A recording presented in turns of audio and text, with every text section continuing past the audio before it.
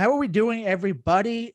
I am Jeff Hoke here with Kevin Perdios, as always, and Chris Henrique, as always. And this is Shorthanded Takes, a Boston Bruins podcast brought to you by Couch Guy Sports, sponsored by Shocked Energy and Exogun. This is episode 9, coming off of a big episode last week with Marina from Barstool Sports. I don't know if we can, show up that episode here in episode 9, but we're going to do our best here. Not a lot to talk about today, obviously, given the Bruins have another extended vacation for the no reason whatsoever. But before we get into that, ever feel unable to focus, tired, and just low on energy? We understand that feeling.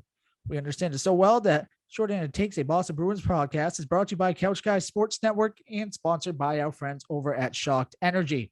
Shocked Energy is a drink made for gamers by gamers. Head over to shockedenergy.com and use the promo code CGSN today for 10% off your order. Check out their green apple flavored box or even their watermelon flavored box. And don't worry, they ship worldwide. That is right, worldwide. Get your Shocked Energy today and let us help you gain your focus and energy back. So, that being said, coming off of 2 games over the weekend. Last time we were on, the Edmonton game was just getting over. We obviously talked to Marina from Barstool Sports about that game. So going into the weekend, they swept the weekend. Actually, they faced the Devils and the Habs, winning both games 5-2. Jeremy Swayman played in both games, surprisingly, unexpectedly. Kevin, we'll get to you last because you were at the game on Sunday and got to watch that live. So I'm going to go to Chris here first. 5-2 win over the Devils. Brad Marchand had 2 goals in that game. Charlie McAvoy, Chuck had 3 assists. What did you see in that game that really, jumped out at you? Well, I think first off, once again, though, the production really just came from that first line. Marchand with the 2 goals. Bergeron had a goal. Pasta, though, had 2 assists. But I think ultimately McAvoy was involved in 3 of the 5 goals with 3 assists. So it was nice to kind of see him get involved from that perspective. Swayman was solid, 27 saves for the game. Continuing to build some momentum with him. I would ultimately say, though, one of the things we talked about last week was the defense and the goaltending needed to be better, but the defense and the secondary scoring rather needed to be better. Well, you got a goal from Eric Holla in this game, his first goal as a Bruin. So you I guess, begun to scratch the surface on that.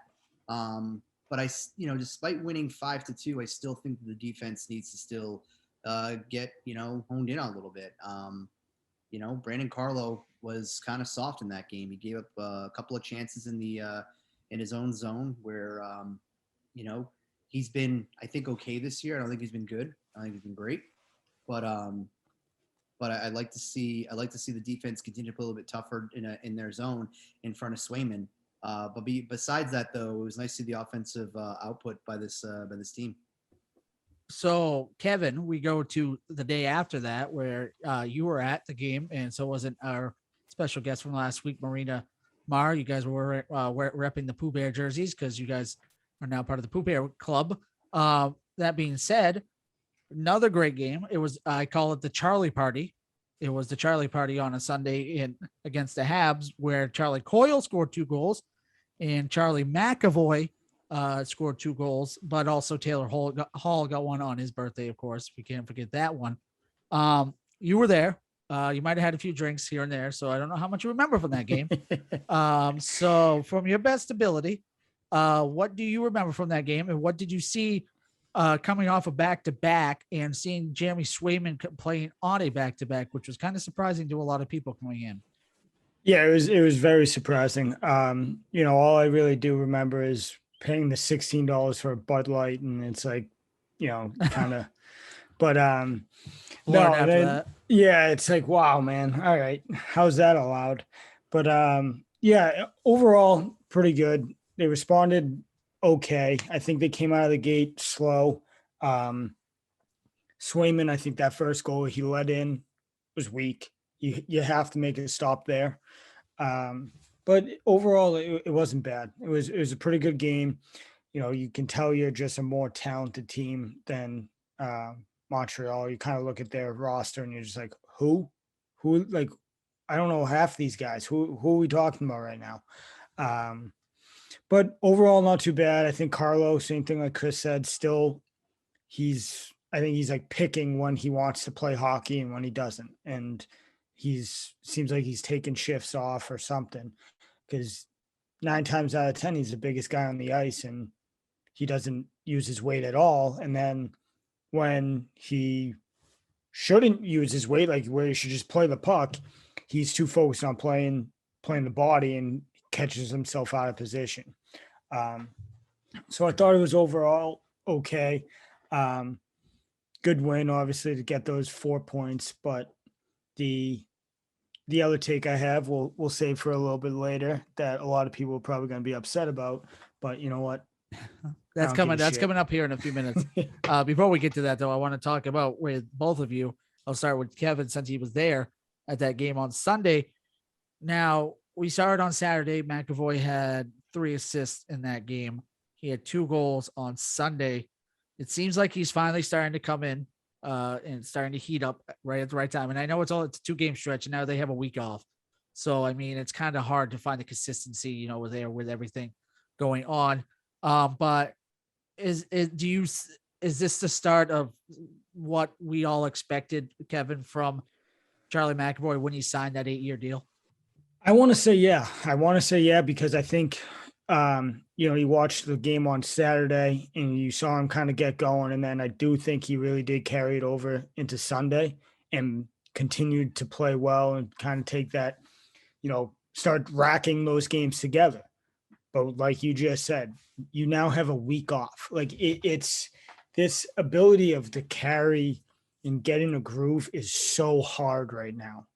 So, you know, I want to say yes, but you know, ask me that again next week, because they had a week off. How does he respond to that week off? And then does he continue? But he played really well. I think he's starting to figure out who he is as a player. He did an interview with, I forget who it was, but he kind of was like, I came in the league and never had to be the leader. You know, I walked into a locker room with Bergeron and Chara. It's kind of like those 2 guys take over a locker room because they're that good. They're one of the all-time players in the game. You know, so they demand the locker room. I never had to be the guy, but now I'm starting to figure out, all right, Chara's not here anymore. I have to step up and be the vocal man of the D, and how good or bad our defense does starts with me. And so I think he's figuring it out. I think with him, he may not have a good, like, people may look and be like, yeah, his first half is just okay. I think he catches fire in the second half, like to another level where, like, okay, this is why he demanded the contract. This is why he is who he is and who he's going to be for the rest of his career with the Bruins. But yeah, I'm holding. I hope so. Long-winded answer short. I hope so. I just hope this long delays don't screw him up. So, Chris, I will ask you. You can answer that same question as well, but I'm going to ask you another question here as well. And I asked you the same question. I think it might have been last week. So, Charlie Coyle will continue the Charlie party here in the Boston Bruins Shorthand Takes podcast, brought to you by Couch Guy Sports. Charlie Coyle seems to be, you know, finally getting into his own in that second line center, scoring 2 goals. And, you know, he's starting to, you know, feel a little bit more with those 2 wings, Hall, and I can't remember who the other on the other side is. So what's your take on Charlie Coyle? And obviously I'll ask you the same question about Charlie McAvoy. I kind of feel like that the game against the Canadiens for Coyle was kind of like a coming out party for him this season. You know, considering that there is a ton of pressure that the fan base is putting on with the fact that David Krejci's gone and he has to step up, be that guy. You know, so putting up 2 goals against, you know, your most hated and arch rival in the sport, the Canadiens, I think that what he did is, he set himself up to begin to kind of squash some of the conversation. If they can get offense and like that from him, and he can play like that on a consistent basis, I think that the want and ask for David Krejci to come back will begin to diminish. So to me, it felt like it was more of his little coming out party, so to speak, in that game. But we're going to need to see more of it on a consistent basis. But from what we got to see that night, the 2 goals, it was a pretty solid night. The fact too, this team put up 10 goals in 2 games. So offensively, they caught fire, back-to-back games winning 5-2. Swayman going back-to-back nights. Is he starting to solidify himself as the starting goaltender in town? Is that a conversation we need to start having? Is that what it is right now? We just need more consistency from this team, and then if we start to get that in nights like this from Coyle and McAvoy, I think we'll be in a good spot. So, Kevin, before we move on to before I introduce your hot take, I want to ask you. You were there on Sunday. It's the first time the Canadians have been in TD Garden with the crowd since I don't even remember now, 2020, 2019 maybe. It's been a while. What was the atmosphere like there? Given that there's such a big rival and such a hated rival. What was the atmosphere like there when you were at the game on Sunday? Not as hyped as you would expect, and I think what stems into that is it slowly got to that point where it was like, all right, now the crowd's getting back into it. But one of my takes was you allowed the Canadians to score first. You allowed, and that obviously is an afterthought because you still go on to win the game. But there is something to be said when you're on your home ice and you let the visiting team come in and punch you in the face first. You want to. I'm a big advocate of the crowd, especially in an atmosphere like the TD Garden, like the Bruins, like New England. We're huge hockey fans. We're huge New England sports fans. So when you let a visiting team come in and kind of get the first shot in, it takes us out a little bit. It's kind of like, all right. But it got ramped up towards the end, especially once Coyle started putting a couple of them in the back of the net. Everyone's like, okay, homegrown guys finally starting to, like Chris said, find the back of the net and put some points and silence those haters that may think that, he can't do it, which is false, because through what, I don't even know, through how many games, 10? Yep. How many games in are there? 10 games? 8, hold on. He's got 5 goals. 13 games in, 13 games, 5 goals, so, his career high, his career high right now looking at it is 21. So, he's on pace to beat that. I just want to know what the reaction. I want to know Foligno's reaction to getting absolutely trucked by Charlie McAvoy in front of the net on that goal, on his first goal, because he got absolutely walloped. Yeah, it was kind of I think it was an afterthought because of the goal. You know what I mean? Everyone's kind of just like, but yeah, you're exactly right. For the guys, we always make the joke, the true fans sit up in the balcony. So I was up there with them, and I think the balcony got more of a reaction than down below. They saw it, obviously, saw it all happen, and it was pretty good. It was the goal happens, and then finally someone a couple rows back was, holy shit, he got leveled. Yeah. Oh, dude, it was because he likes candy corn. Let's all be honest here. It's because he liked candy corn, and that was his way of getting back at him, because he liked candy corn. Anyway, yeah, I guess so. With that being said, I want to move it on to, the big take that, we were texting in the group chat the other day on Sunday, while Kevin was at the game, a few drinks in, maybe one $16 beer in. I don't know. I'm not going to ask questions. But he texted us, and I'm going to reiterate and jumble this up a little bit so it doesn't sound like you basically said pasta is soft, and basically you're saying pasta is boiled inside a pot of water right now. He is soft. He is. You're not saying he's fully cooked, but you're saying he's soft right now. Why are you? Chris, you can join in whenever you feel ready. But I'm gonna sit back and let this one go between you two. But why? What is your hot take? Why do you think David Pastrnak is soft? Yeah. So I if we're allowed to say the full text, you can say it. I just didn't want. I didn't. I don't know. Yeah. Well, I'm pretty sure a few, maybe one or two $16 Bud Lights too many. But what I really said was pasta's softer than puppy shit right now. It's why I say that is he gets knocked off the puck so damn easily. And I don't remember it being this bad. And maybe it was just, I'm finally back in the Garden after, like you said, 2 years. And you kind of watching in person, maybe give a different vibe than TV. But it just seems like anytime someone gets remotely close to him, he loses the puck. And I'm like, dude, you have probably the best hands on the team. Marchand might give you a run for that, but you have the ability to dangle around people. And it just seems like you could just get knocked off the puck so easily. And Alexander Ovechkin, which I know the two different players and two different playing styles, but he's a goal scorer, right? He's a 50 goal scorer. How does he score that goal? Watch how physical he is when he's near the puck, around the puck.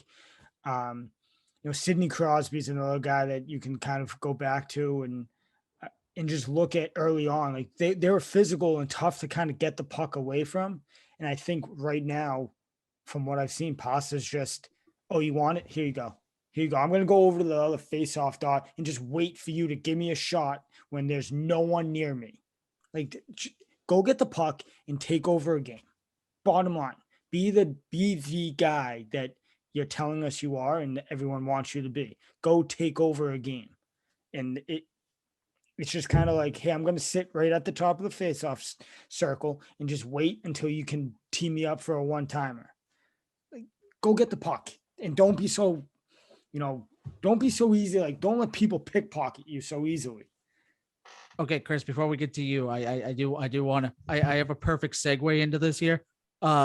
We are sponsored by Shocked Energy, and I know we're both shocked here by this news. So shockedenergy.com and use promo code CGSN for 10% off your order today. Perfect segue. We're also sponsored by Exogun, the massage gun. Perfect gun. So try it. Chris, take it. So basically what he's saying is that Pastrnak is like Jason Tatum, because Tatum is playing as soft then would be as Pasta is. I don't really think Pasta's playing soft, to be honest with you. I just don't think that's a style of game to be that really physical player of those guys that you mentioned. I mean, he's certainly not an Ovechkin type from that physicality. You know what I mean? So, but yeah, every once in a while, I want to see these guys get in the corner. I want to see them get involved and be physical and mix it up and go after the puck and, and kind of make your own thing happen. But I'm not ready to, for me anyway, I'm not ready to go ahead and start to say that he is softer than baby shit. But with that being puppy shit. All right, baby shit, puppy shit. Yeah, puppy shit for Pasta. But no, I think that I think at times there's a case for that argument with some of these players. You know what I mean? Because they try to play that finesse game and they're just trying to,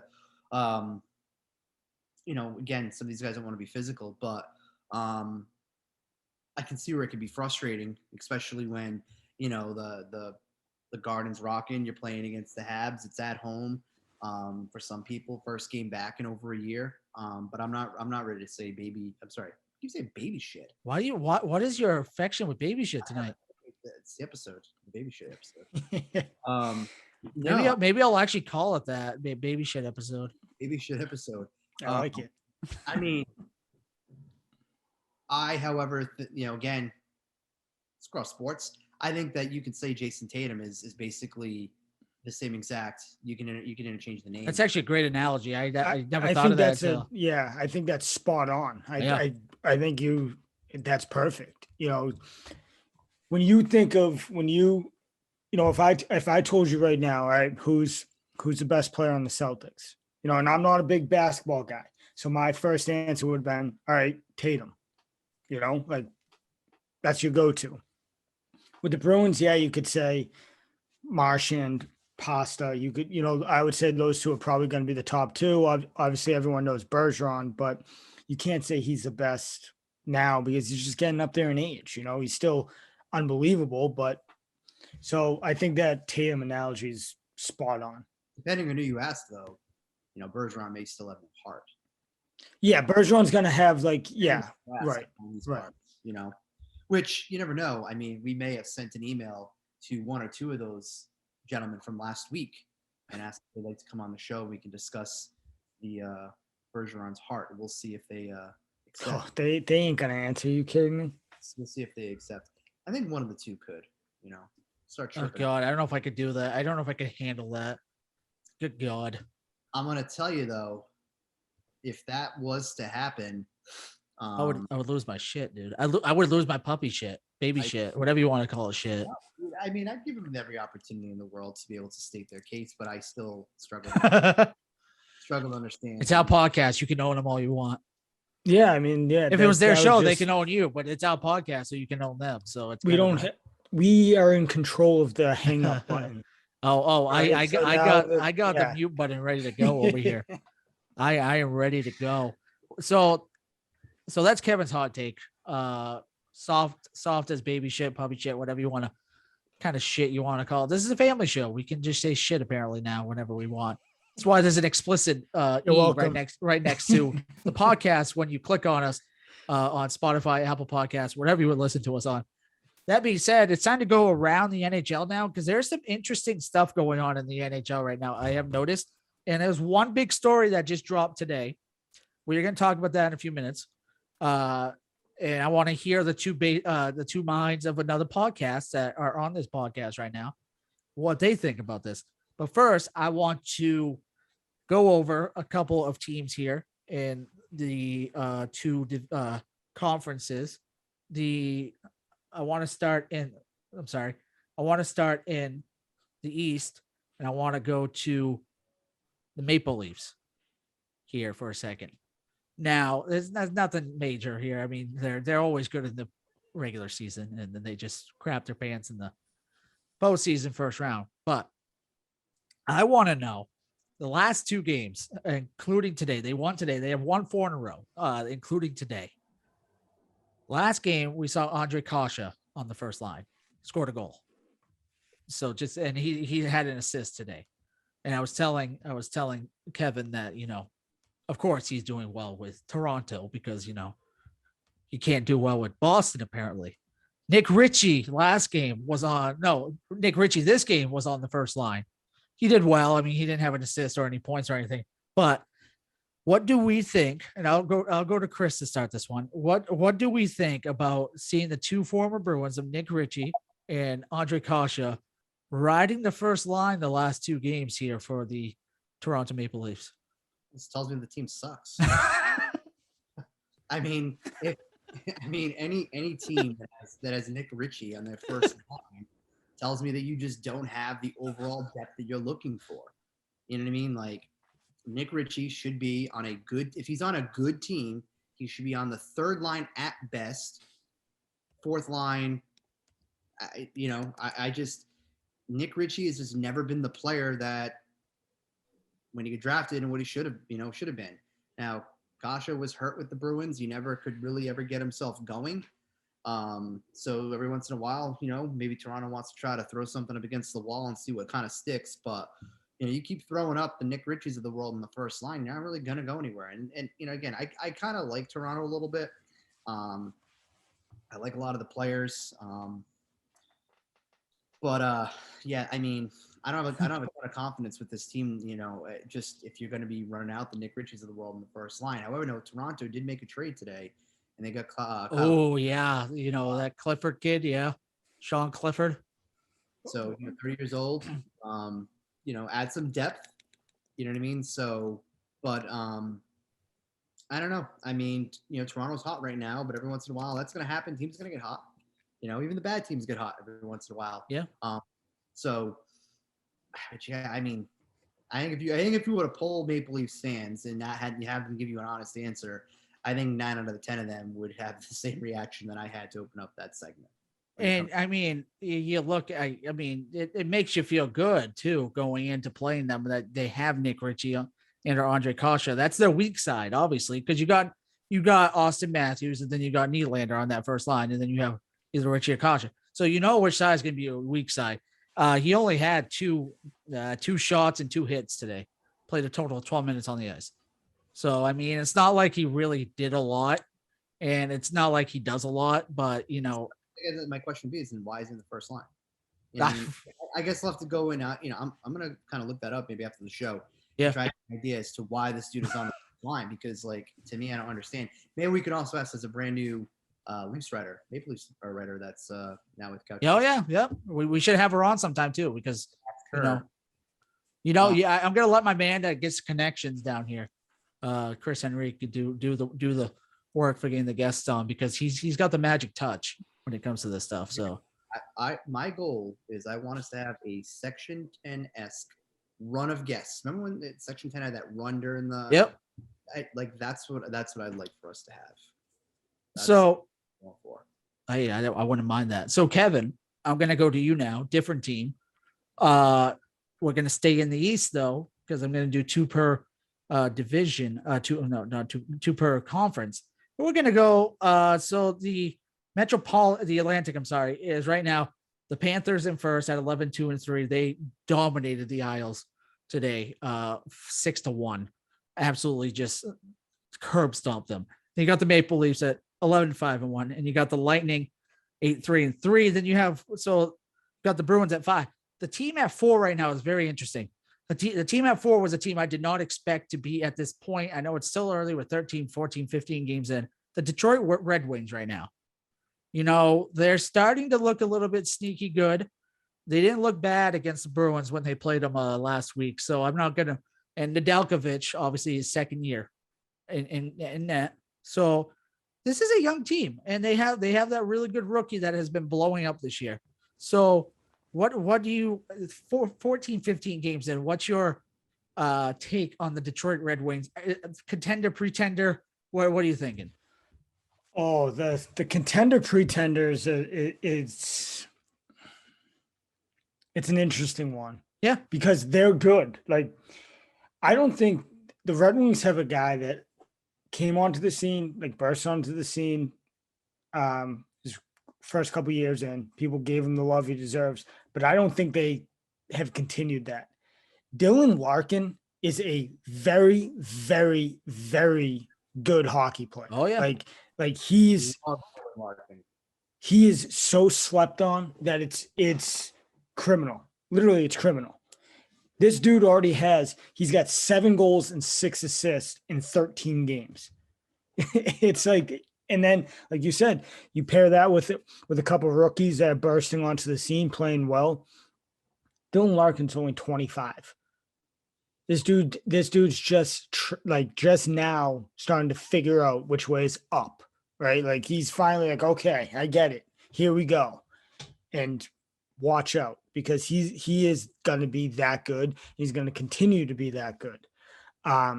So I kind of put Detroit right now right in with Toronto. Yeah, you're talent-wise, you could, Toronto's going to be a little bit better on paper, you would think. But, how are they 4 months in, 6 months into the season? How are they after they've got some tread on the tires? Does goaltending, does that hold up? Can Dylan Larkin and I'm blanking on this rookie's name, but can they continue to? Are you talking about Cedar? Ortiz, Cedar, whatever. I think it's I'm trying to. There's two rookies that are really good on that team. I think it's Cedar. I don't know which one it is. There was Raymond and Cedar. Lucas Raymond is the one that's been really, really good lately. Yeah, Raymond. It's Raymond. Just pulling up a picture of him now. Yeah, so how long can they do that? Because their rookies are going to slump. It's going to be there's going to be a learning curve there, and I think that hits them. And then they have the veteran leadership still. Like Mark Stahl, I feel like that dude has been in the league for 100 years. He's like Zdeno Chara. Like he just doesn't. It's like, dude, are you ever going to retire? Like, come on. Like, what is going on with you right now? So I think they'll be middle of the pack for the remaining of the season. They'll flirt with being into the playoff picture, but I don't know if they can withstand it. And I think how I'll voice it with the Bruins too, depending on where they are with the trade deadline approaching, I think that makes or breaks them. Like if they're on the bubble and they say, F it, let's make a push, then they're going to be legit. If they are kind of like, no, we got a young group that we're going to just stick with and, hope for the best, then they may sneak in, but probably going to be a first round bounce. So I want to go out west really quick. And there's one team I'm looking at. Oilers are obviously just good. Draisaitl has 2 goals today already. And, he's just so filthy right now. What's funny is that when we did the predictions at the beginning of the year, I was saying that I thought that Connor McDavid was going to set the points for this year. Maybe we right team, wrong player. Maybe Draisaitl said, "Fuck you, Chris. We're doing this now." Well, now Chris is going to try to get him on the show and all that stuff. So be ready for that, guys. Be ready. Never know. You never know if I could have messaged, guys. I could just imagine your DMs are just like 10 pages long at this point. So I'm going to go to that same division as the Oilers, though. A team that is absolutely red hot right now. I did not expect. Chris, I'm going to go to you on this one. The Mighty Ducks, the Anaheim Ducks, are 7 in a row right now. They played tonight at 10. Gibson in net. John Gibson has been Gibson has been absolutely lights out this year. And speaking of old, Ryan Getzlaf. If you want to talk old here, there is a man that I have not heard in years. And I thought Zdeno Chara is old, and he threw down with Ryan Reeves the other day. That was just fantastic. But Getzlaf and the Anaheim Ducks. Now they're 9-4-3. Obviously, Edmonton's 11-3-0 right now. So I mean, they're just really good. But I'm going to ask you the same question. Just given right now how they're doing, do you see them as a contender or pretender this year? I think there's a handful of teams that, we can make the conversation of pretenders or contenders. First, like Getzlaf's going to get his 1,000th career point. Like he's on the doorstep of that. Like that's just wild to think about. The fact that a player can get 1,000 points over the course of his career, just the consistency of the way that he plays his game. But yeah, I think that, as crazy as that the Oilers have been playing, I wasn't expecting Jeff to turn his camera off, and all of a sudden now he's snooping or whatever. No, I think that I think it's wide open. The Oilers are playing really, really well, but I think the Ducks are keeping pace with them. I mean, they're only 2 wins in the behind them in the win column, 1 in the loss column. So I mean, the Ducks are playing some really good hockey. Even what's the dude's name? Zegras is he's heating up for them too. So I think the biggest thing is going to be though is the front office had a little bit of a change with Bob Murray, obviously with being let go. So what is the vision of the front office going to look like for the team, and what moves they're going to try to make? Obviously, if they're winning, they're going to go out and upgrade their roster. But ultimately, what that's going to look like, is there any change from that perspective? No, I think the Ducks right now, the Ducks look good. And if they can maintain this momentum, I mean, last game, I mean, they beat the They beat the Canucks 5-1. They blew out the Kraken, but again, who isn't blowing out the Kraken? So 7-4. You know what I mean? They're scoring goals, getting good goaltending. So this team looks pretty good. So, and they're playing. They're actually, funny enough, they just went up 1-0 on the Capitals here, and they're at home. The Capitals coming off a back-to-back here. They had to go out west, and that's just brutal. I actually hate the Capitals. I think right now more than I dislike the Canadiens. Funny enough, Ryan Getzlaf just got his 1,000th point. Well, you know, throw it out there in the world, it'll happen. He just got an assist on a Cam Fowler goal with Troy Terry. So 1,000 points for old man Getzlaf. Cheers to him. Let me turn the can around since they're not a sponsor. So it's impressive what they're doing right now. And that's one team I did not expect to be good to start off. They're going for 8 in a row, and they have a good chance of doing it because, like I said, Washington's coming off a back-to-back. They had to travel out west. They got a big win yesterday. So that being said, so speaking of teams that are kind of struggling this year, I'm kind of, Sidney Crosby's been COVID and injured and all that stuff, but the big thing I wanted to talk about before we close this out, and Chris pointed this out to us in our text chat, and I saw this on Twitter afterwards, that John Henry and Fenway Roush, the Fenway company, is very, very, very, very, very close to buying the Pittsburgh Penguins. Now, this is, I'll give my take before I toss it to you guys. This was shocking to me because, yes, I'm aware that, I'm sure John Henry's always looking to buy a team. And don't get me wrong, he owns Liverpool and obviously the Red Sox right now. The Pittsburgh Penguins are the last team I would have expected to, A, be for sale, and B, just, for him to buy. It's just a random team to buy. It's like he just threw a dart at a, list of teams that are for sale and just it landed on Pittsburgh.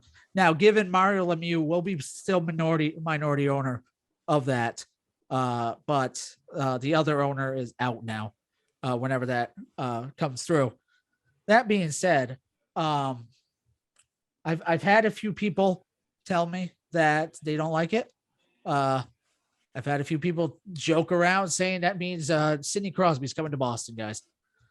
Whatever you want to take from that. I'm going to toss it to start with Kevin, and I'm going to let Kevin and Chris, they're both on, obviously, Into the Triangle podcast, so they can give their baseball side take up things here as well with John Henry. Take it away, Kevin. What's your take on this whole breaking news from today that, John Henry's about to buy the Pittsburgh Penguins? So I don't know how to take it. I haven't really let this kind of sink in yet. On the surface, I hate it. I despise it because strictly from a Sox fan, I hate it. Henry has a track record of picking the years that he's going to invest in one team, and he focuses strictly on that team. There's been years, he's investing a ton of money in Liverpool. So the Red Sox, we have to get under the luxury tax, whatever. So that's their thing. But then there's also been years flipped where it's the same thing. You invest some money into the Red Sox. So you can, if you want to buy into that, you can. I think that's not fully Henry. I think it's more the way the game's going as well as Henry. I personally despise John Henry, so I'm trying to keep this very, very neutral and very fair. But it's interesting. And for the Bruins aspect, the Bruins side of it, I hate it because you have Mario Lemieux, who's still there, who lives and dies Penguin hockey. You don't think that guy wants to bring another, contender to Pittsburgh? You don't think that guy wants another Stanley Cup-esque type team? Now you're going to add in John Henry, who usually isn't afraid to throw money around. So if he decides, yeah, you know what, I'm going to bring Pittsburgh a championship and starts waving his wallet, that could obviously hurt the Bruins and also hurt the Red Sox. So I don't know. Let's see how this plays out. But I think one of my hot takes earlier to start the year, either in an article, I don't know if I said it on this, Crosby might be moved if the Penguins continue to fall out of playoff contention. So just putting There it it out is. there that Crosby may be moved. Just not, I'm going to leave that up for interpretation, but And then you mentioned the Red Sox and the Penguins, and you now you have the ugly redheaded stepchild, which is now Liverpool, which I'm sure Liverpool is happy with because obviously Liverpool just hates John Henry's guts right now. Or they're trying to force him to sell the team at this point, so I'm sure they're happy that they're the redheaded stepchild right now. But that being said, Chris, you're the one that told us this, and obviously I'm sure you have a strong opinion on this, and I just want to hear what you have to say before we move on to our closing stuff. Yeah, I mean, I don't understand for a lot of fans why they're surprised by this. I mean, the Red Sox ownership group has made it very clear that they have been in the market to add to their portfolio, so to speak, and they wanted to buy another team. I think what just sucks is the fact that from a fan standpoint, they're going to look at it and say, well, the owner of the Boston Red Sox just bought a team that is a theoretical rival, to the Bruins in the NHL. I think the one thing we got to look at too is that there's a salary cap in hockey. So, the narrative, oh, John Henry just spent $9 million in player X and now he's not going to go ahead and spend on the bullpen arm, is going to be something people are going to say, but it's not going to hold any water because there's a salary cap in hockey. So whatever money they're going to spend, there's a certain threshold they have to spend. They can go over a little bit to a certain extent, but the money narrative is not going to be, I don't think is going to be a thing. I'll be surprised if, now owning this hockey team, if they would authorize the trade of a Sidney Crosby, because that's going to be their major draw, that and Malkin. And if we know anything about the Red Sox ownership group, they love one thing, and that's money. So I think this is the first of many things this group's going to do. I wouldn't be surprised if a football team is next. You know what I mean? Like, they're going to keep adding on to that portfolio. They're going to keep growing it.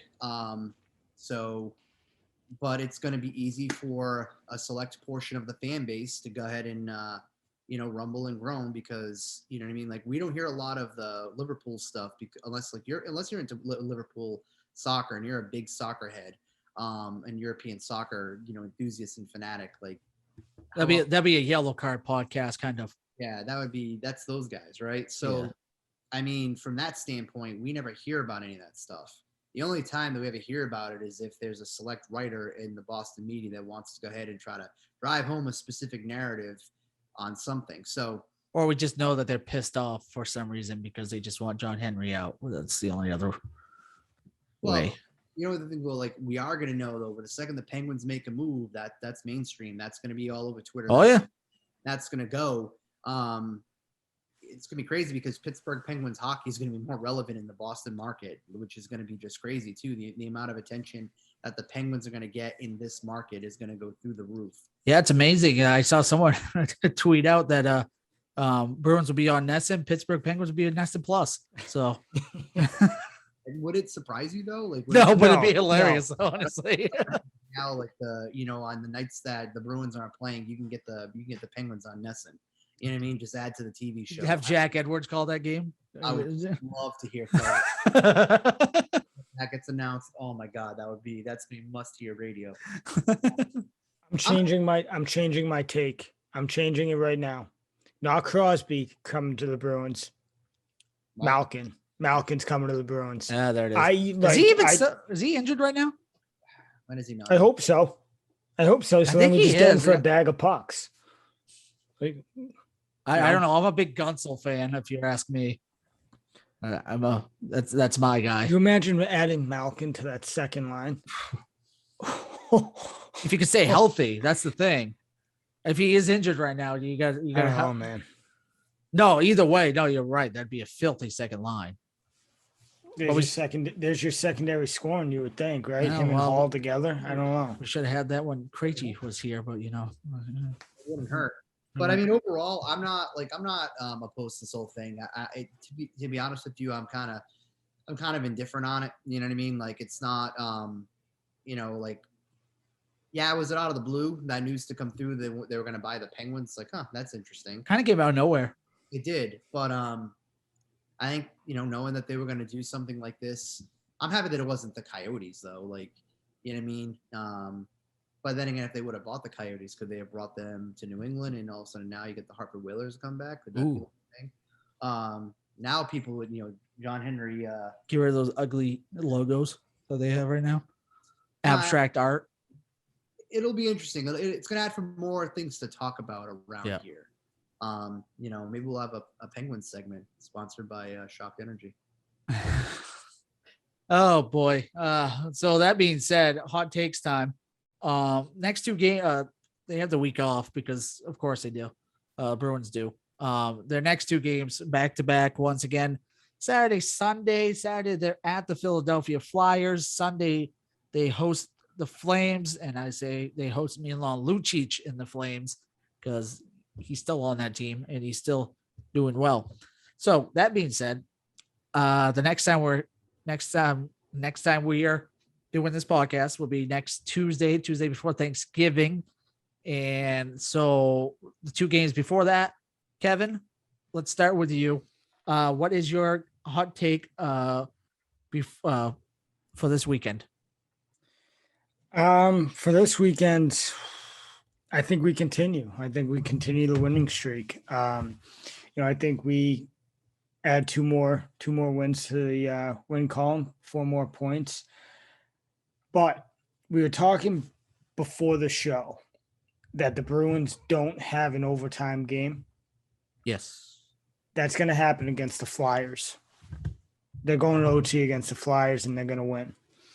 I don't know what it is about when the Bruins try to play Philadelphia. They just it's their kryptonite. Really, it's like the Red Sox facing the Orioles opening weekend. We just can't get our heads out of our you-know-whats to play solid baseball and beat them.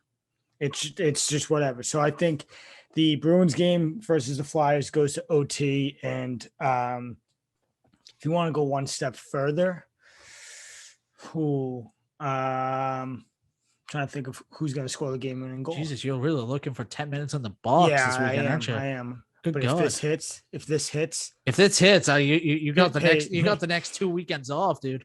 If this hits, Pasta's going to score because I just ripped him on this. So Pasta's going to score the game-winning goal. Baby shit. Can we just say baby shit now? I just want to say baby shit now. I don't whatever you want. It's soft shit. That's all it is. He's soft but just shit. Know if he continues what he's doing, I have to continue to talk shit about him. Yeah. I have to. It's that superstition thing. Chris, close it out. Give us, some baby shit for the weekend. All right, you ready for this? I'm always ready for this. My hot take is going to be that the Bruins, they get the Flames coming up. Yep. Johnny Hockey is going to score 2 goals, and the Flames are going to blow the doors off the Bruins 6-2. Wow. I'm going flipping the script because last week I asked for Matt Grzelcyk to step up a little bit. I think I need to put on an Amber Alert for Matt Grzelcyk. I have no idea where his game went. He's not a child anymore. You can't put out Amber Alert. We're gonna have to put his game on the side of a milk carton. There you go. That works. So he's gone. I'm a huge Johnny Gaudreau fan. Would love to see the Bruins go out and get him. Free agent next year too, by the way. Oh. Obviously I want the Bruins to win, but because I want to see my hot take go, I want to see Johnny Hockey score 2 goals, 6-2. Is my hot take. Well, that's a good way to end it right there. We're going to stop it right there too, because that is a fantastic way to end it. Blowing the brakes right off of Johnny Hockey doing that for the Flames. I was really hoping you'd say Milan Lucic was going to have 2 goals, but that would have been a really hot take. I would have, you know what? I would if that didn't happen, I would have even given you any time in the box, because I just appreciate the fact that you put Milan Lucic out there for 2 goals, because that would be fantastic.